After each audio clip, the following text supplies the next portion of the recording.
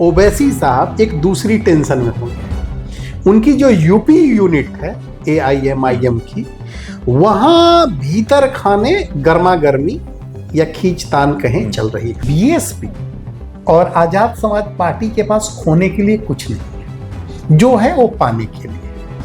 ओवैसी के पास, ओवैसी की पार्टी खुद जीरो पर है। अगर चंद्रशेखर और मायावती दोनों मजबूती से लड़ते हैं तो मुसलमानों का वोट भी वो हासिल कर सकते हैं, और ओवैसी आते हैं तो ओवैसी उनको भी डेंट मारेंगे। ओवैसी के मजबूती से लड़ने का फायदा वैसी स्थिति में न समाजवादी पार्टी को मिलेगा, न BSP को मिलेगा, न ओवैसी को खुद मिलेगा। अखिलेश क्या कहते हैं कि हमको कितनी सीटें मिले इससे नहीं मतलब है, हमको ये मतलब है कि हमको जिताऊ कैंडिडेट चाहिए। ओवैसी जो है उनके पास एक तो जो मुझे लग रहा है वो बहुत ही राजनीति के मजे खिलाड़ी हैं, बहुत ही यूपी में किंग मेकर की भूमिका में आने की कोशिश कर रहे हैं।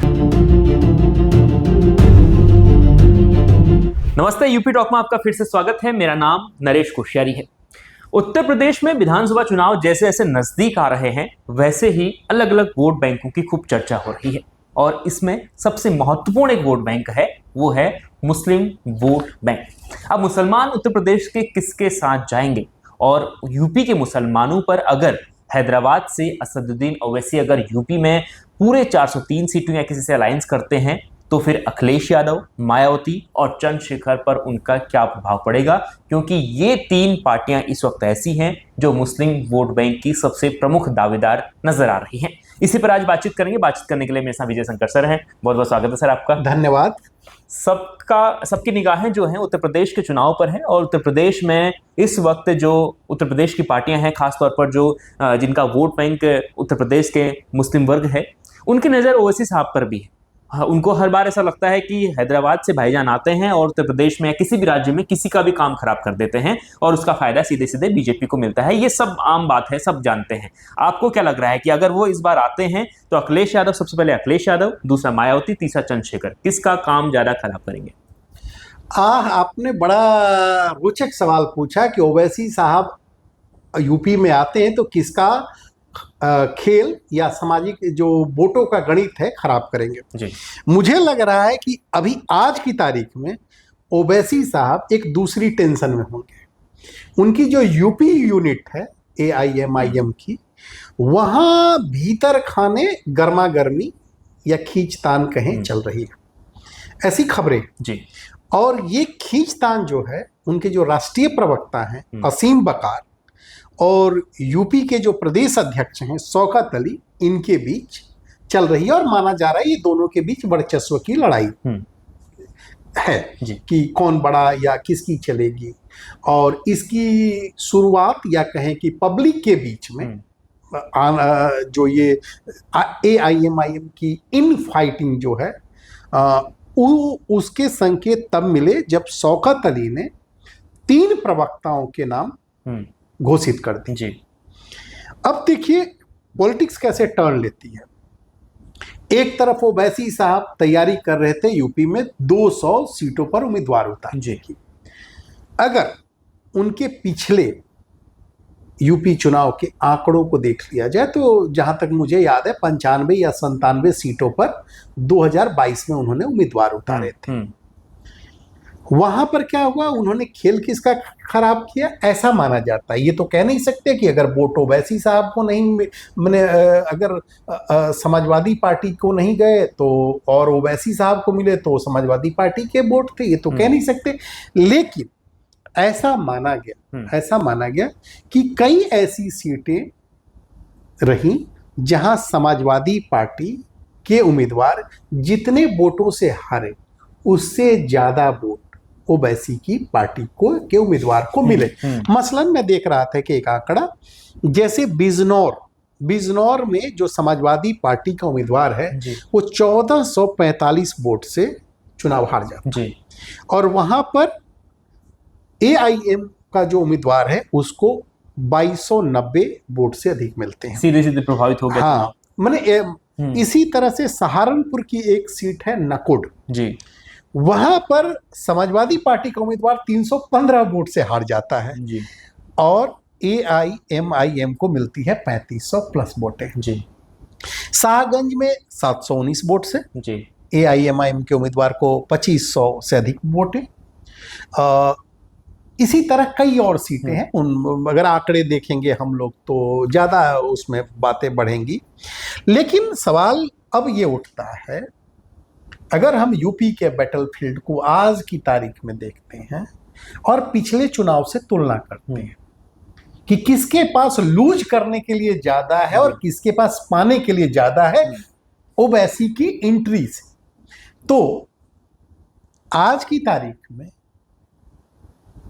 समाजवादी पार्टी सत्ता में आने के लिए संघर्ष कर रही है जी। उसके साथ ही कांग्रेस पार्टी है। माना जा रहा है अभी तक के मुताबिक कि सपा और कांग्रेस का गठबंधन काम करेगा। जो दावेदार बीएसपी है एक तरफ, बीएसपी शून्य पर है, आजाद समाज पार्टी शून्य पर है। तो यहां बीएसपी और आजाद समाज पार्टी के पास खोने के लिए कुछ नहीं है, जो है वो पाने के लिए। ओवैसी के पास, ओवैसी की पार्टी खुद 0 पर है। पिछले यूपी चुनाव में 0.5% से भी कम वोट रहा टोटल, लेकिन उसने खेल जो कहा जा रहा है वो बिगाड़ा किसका, तो समाजवादी पार्टी का। अगर मुस्लिम वोटों की बात करें, अगर आप चाहें तो मैं उसमें बता दूं कि पिछले बार का जो समीकरण था उसमें बीजेपी को हराने के नाम पर माना जाता है कि जो मुस्लिम वोट है वो कंसोलिडेट हुआ और एक तरफा माने बड़ी तादाद में समाजवादी पार्टी के खाते में गया। हाँ, आप कुछ पूछ रहे। लेकिन लोकसभा चुनाव और विधानसभा चुनाव का पैटर्न पूरा अलग है। अगर आप लोकसभा चुनाव की बात करेंगे तो वहाँ neck to neck fight India alliance और सीधे एनडीए के बीच में थी। उसमें न चंद्रशेखर आज़ाद की चर्चा ज़्यादा थी, क्योंकि चंद्रशेखर आज़ाद का खुद का अपना बहुत प्रभुत्व है उस सीट पर। वो खुद एक बड़े चेहरे बनते हुए नजर आ रहे हैं, उभरते हुए चेहरे हैं, तो उन्होंने नगीना सीट जीत ली। लेकिन विधानसभा चुनाव में छोटी छोटी विधानसभाएं हैं, उसमें 5,000 10,000 वोटें भी बहुत महत्वपूर्ण अपना रोल अदा करती हैं। ऐसे में आपको लगता है कि इस बार अगर चंद्रशेखर और मायावती दोनों मजबूती से लड़ते हैं तो मुसलमानों का वोट भी वो हासिल कर सकते हैं, और ओवैसी आते हैं तो ओवैसी उनको भी डेंट मारेंगे। अब इसको थोड़ा, इस तस्वीर को थोड़ा एक मान लीजिए कि जो यूपी की हम लोग बात कर रहे हैं कि ये चेस बोर्ड पर ये अलग अलग प्लेयर है। एक तरफ बीजेपी है जो ये मान के चलती है या कि मुस्लिमों का वोट कम मिलता है, ऐसी एक है। दूसरी तरफ समाजवादी पार्टी और कांग्रेस का अलायंस है। समाजवादी पार्टी की तरफ भी मुस्लिम वोट जाता है और कांग्रेस के पास भी जाता है।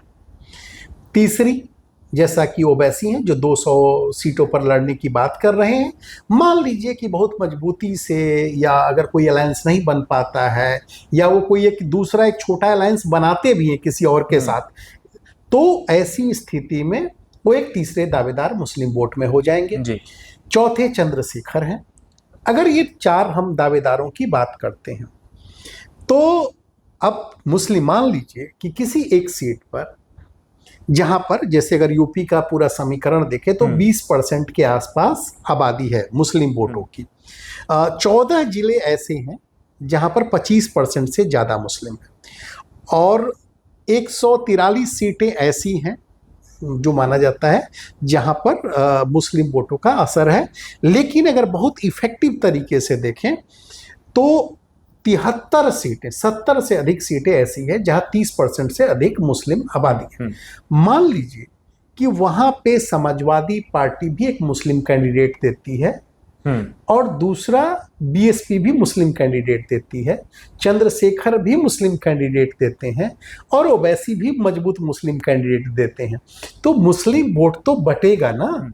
तो इसका फायदा भाई हमारे यहाँ तो है ना कि जिसको सबसे ज्यादा वोट मिलते हैं वो सत्ता में आता है। तो ओवैसी के मजबूती से लड़ने का फायदा वैसी स्थिति में न समाजवादी पार्टी को मिलेगा, न बीएसपी को मिलेगा, न ओवैसी को खुद मिलेगा और न चंद्रशेखर की पार्टी को मिलेगा। वहां पर किसको, उसका फायदा बीजेपी को चला जाएगा अगर पोलराइजेशन हो गया तो मैंने कहा ना कि कई इक्वेशंस एक साथ काम करते हैं। और पिछले चुनाव को भी अगर देख लीजिए, क्योंकि नॉर्मली जब मैथमेटिक्स, क्योंकि मैंने हमेशा कहा है कि जो चुनाव है उसमें गणित कम और रसायन ज्यादा काम करता है, तो वहां पर भी आप देखिए तो जो जिन सीटों पर ओवैसी की पार्टी ने मजबूती से लड़ा, वहां उनके कैंडिडेट को 5,000 से लेकर के 25,000 के बीच वोट मिले, और 5,000 से 25,000 का वोट बड़ा होता है। तो ऐसे में अब देखा जाए, अगर देखिए, अगर थोड़ा सा भी इस तस्वीर को पलट दीजिए, मुस्लिम वोटों से इतर थोड़ा सा पलट दीजिए, मान लीजिए कि ओवैसी बिहार जैसा प्रयोग उत्तर प्रदेश में करते हैं, तो क्या होगा? बिहार में उनका प्रयोग क्या रहा?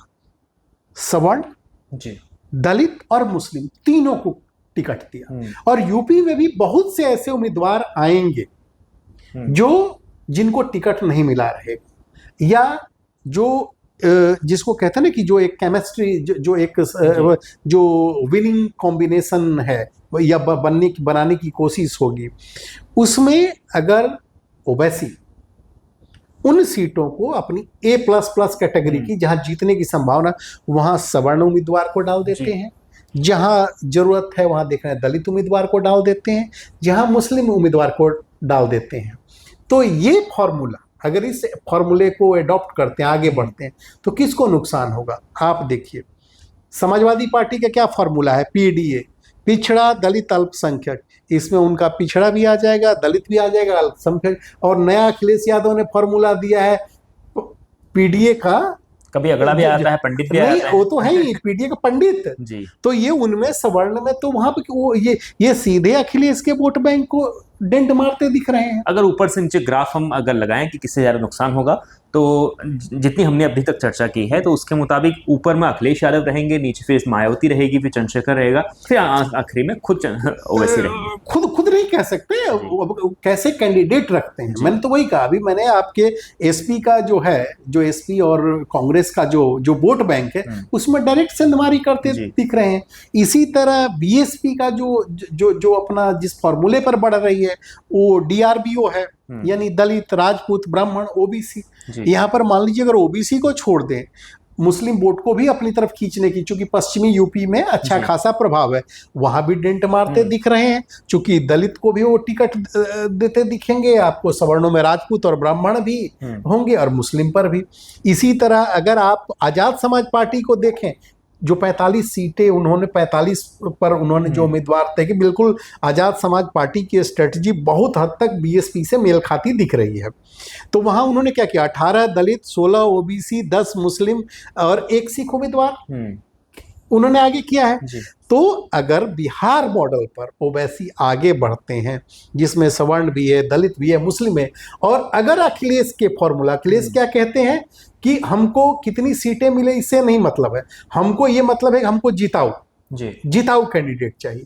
तो जब इस फॉर्मूले पर अगर आगे वो बढ़ते हैं, ओवैसी भी, कि हमको जिताऊ और मजबूत कैंडिडेट देना है, तो ये वहां पे ज्यादा डेंट उस पोलराइजेशन में हमें लग रहा है कि जो विपक्ष में पार्टियां बैठी हैं उनको डेंट मारते दिख रहे। लेकिन एक और दिक्कत भी है, ओवैसी को ये साबित करना पड़ेगा, ओवैसी का की छवि क्या है, जो छवि बनाई है, जो विपक्ष ने जो कह रहा है या लगातार कहता रहा है, वो कहता रहता है कि ओवैसी जी बाकी सब तो ठीक है, लेकिन बीजेपी की बेटी जी।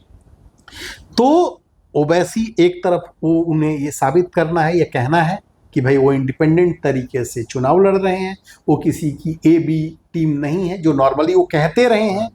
तो अखिलेश जो बात साबित कर रहे हैं, उनको ये बात समझानी पड़ेगी अपने वोटरों को, या जो दूसरे बड़े स्टेक होल्डर्स हैं, कि मुस्लिम की नए प्लेयर्स की एंट्री से मुस्लिम वोट किस तरह बटेगा।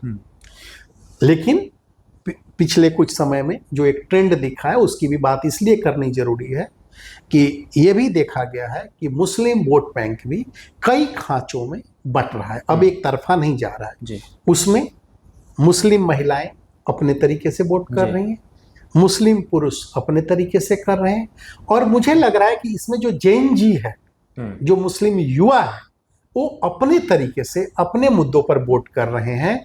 तो अभी ओवैसी जी किस तरह का कैंडिडेट रखते हैं यूपी में, उस पर बहुत कुछ निर्भर करेगा। कोई 403 सीटों पर भी उम्मीदवार कोई पार्टी दे देती है, तो इसका मतलब ये नहीं कि उसमें जीत लेगी। और आपकी बहुत लंबी विरासत है यूपी में, बहुत लंबे समय से चुनावी अखाड़े में, तो इसका मतलब ही नहीं है कि आप वहां पर चुनाव जीत लेंगे। आज की तारीख में जनता देखती है कि जिसको हम वोट दे रहे हैं वो उस वोट के दम पर क्या वो हमारे जीवन की रोजमर्रा की मुश्किलें हल करने में कुछ मददगार साबित होगा। तो कहने का मतलब कि जाति धर्म के आधार पे जो एक पुरानी दीवारें थी, जो वोट पैटर्न था, वो खांचा धीरे धीरे कमजोर पड़ता जा रहा है। बिल्कुल। तो देखिए उत्तर प्रदेश में जैसा कि विजय सर ने बताया कि एक और बात मैं कहूंगा बिल्कुल कि मुझे लग रहा है कि ओवैसी जो है उनके पास एक तो जो मुझे लग रहा है वो बहुत ही राजनीति के मजे खिलाड़ी हैं, बहुत यूपी में किंग मेकर की भूमिका में आने की कोशिश कर रहे हैं। एक दूसरा, वो चाहेंगे आखिरी वक्त तक कि उनका अलायंस समाजवादी पार्टी या किसी और के साथ हो जाए जी। तीसरी चीज जो मुझे लग रही है, उनकी कोशिश होगी कि ऐसे मजबूत कैंडिडेट दिए जाएं, रखे जाएं जो उनका वोट बैंक भी बढ़ाए और वो बिहार की तरह कुछ जीताऊ भी उनके कैंडिडेट विधानसभा पे पहुंचे। और उससे भी बड़ी जो मुझे लग रहा है आज की तारीख में, वो भीतर खाने की कोशिश कर रहे हैं, जो उनकी यूपी यूनिट है वो उसमें एका बना रहे और टूट फूट ना हो। क्योंकि अगर टूट फूट हो गई, मान लीजिए कि ओवैसी की जो सियासी जमीन है, ओवैसी हैदराबाद से यहाँ जिन नेताओं के भरोसे है, एक आसिम बखार भी अच्छे खासे प्रभाव है उनका, शौकत अली भी हैं, इनका भी मजबूती से डटे रहना जरूरी है। तो अपनी यूपी यूनिट को इंटैक्ट रखने की भी उनके ऊपर जिम्मेदारी। बिल्कुल। तो ओवैसी के सामने जो रिस्पॉन्सिबिलिटी है, दिल्ली में उन्होंने एक प्रयोग किया था, जैसे हम लोगों ने चर्चा की कि कितना पॉपुलर और कितना मजबूत कैंडिडेट ओवैसी उतारते हैं। दिल्ली में उन्होंने ऐसे शख्सों को उतारा, ओखला सीट से और एक दो सीट और थी। ओखला से भी जब वो चुनाव लड़ रहे थे, उनका जो कैंडिडेट था अमानतुल्लाह खां के लिए बहुत मुश्किल हो गई थी, क्योंकि अमानतुल्लाह खां इस ओखला सीट से दिल्ली में लगातार एक तरफा जीतते आए थे। लेकिन जब मजबूती से ओवैसी ने अपने कैंडिडेट उतारे, चुन चुन कर उन्होंने वहां पर अपने लोगों को रखा और उसके बाद जिस तरीके से प्रचार प्रसार हुआ, माहौल हुआ, उसके बाद बड़ी समस्या हो गई थी वहां पर जो सबसे मजबूत कैंडिडेट था आम आदमी पार्टी का, उसके लिए। उसी तरह ओवैसी अगर यूपी में मजबूत कैंडिडेट उतारते हैं तो वहां पर समाजवादी पार्टी के लिए सबसे बड़ी मुश्किल पैदा होगी। और जिन सीटों पर मायावती और चंद्रशेखर मजबूत हैं इस वक्त, अगर वहां वो मुस्लिम सीटों पर अगर ओवैसी वहां पर भी वो प्रयोग करते हैं तो वहां पर भी बड़ी मुश्किल आ सकती है। तो ओवैसी की अगर एंट्री होती है मजबूती से तो यूपी में 3 पार्टियां पूरी तरह प्रभावित हो सकती हैं और उसका फायदा जाहिर है कि उसका फायदा बीजेपी को भी हो सकता है। आपकी इस पर क्या राय है, कमेंट कर जरूर बताएं और लगातार हमारे साथ आप बने रहते हैं। आपका बहुत बहुत शुक्रिया।